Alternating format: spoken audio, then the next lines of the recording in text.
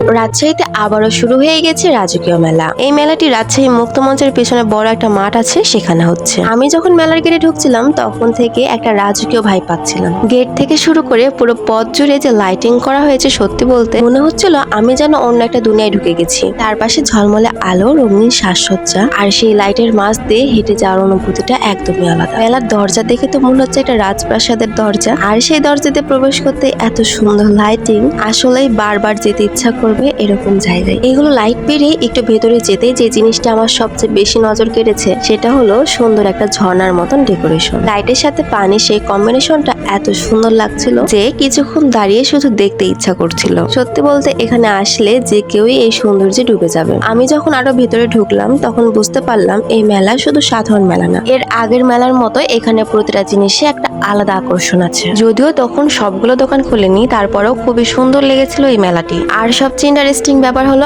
আমি যেদিন ঢুকেছি সেদিন কোনো টিকিট লাগেনি, তবে পরে লাগবে কিনা সেটা ঠিক জানি না, কিন্তু আমি একদম ফ্রিতে ঢুকতে পেরেছি। এরপর শুরু হলো মেলার আসল মজা, ঘুরে ঘুরে সবকিছু দেখা। চারদিকে এত দোকান, এত কালেকশন, কোথায় আগে যাবো বুঝতেই পারছিলাম না। বিশেষ করে থ্রি পিচের কালেকশন গুলো আমার খুব ভালো লেগেছে। এখানে 999 টাকায় 3 সেট থ্রি পিচ অফার দিচ্ছে, যেটা সত্যি খুব ভালো একটা ডিল। আর শুধু এটা না, আরো অনেক সুন্দর সুন্দর ডিজাইনের থ্রি পিচ এখানে পাওয়া যাচ্ছে। মেলার মধ্যে হাঁটতে হাঁটতে চোখ পড়লো জুয়েলারি আর কসমেটিক্স এর দোকানগুলোতে। ছোট্ট ছোট্ট সুন্দর জিনিস থেকে শুরু করে অনেক ট্রেন্ডি আইটেম সবই এখানে পাওয়া যাচ্ছে। যারা শপিং করতে ভালোবাসেন তাদের জন্য এই জায়গাটা একদম পারফেক্ট। তারপর আমি উঠলাম নাগরদোলায়। উপরে ওঠার পর পুরো মেলাটা যেভাবে দেখা যাচ্ছিল সেটা সত্যি অসাধারণ। চারদিকে শুধু লাইট আর লাইট, আর সেই ভিউটা এত সুন্দর লাগছিল যে আমি একদম মুগ্ধ হয়ে গিয়েছিলাম। আমি তো খুব এনজয় করেছি, আর আমার সাথে ছিল আমার 2 বোন আর ভাই, তারাও অনেক বেশি এনজয় করেছে। এত ঘোরাঘুরির পরে একটু খাওয়ার ইচ্ছে হলো, আর তখনই আমরা ট্রাই করলাম মেলার সবচেয়ে স্পেশাল একটা জিনিস, মুড়ি মাখানো।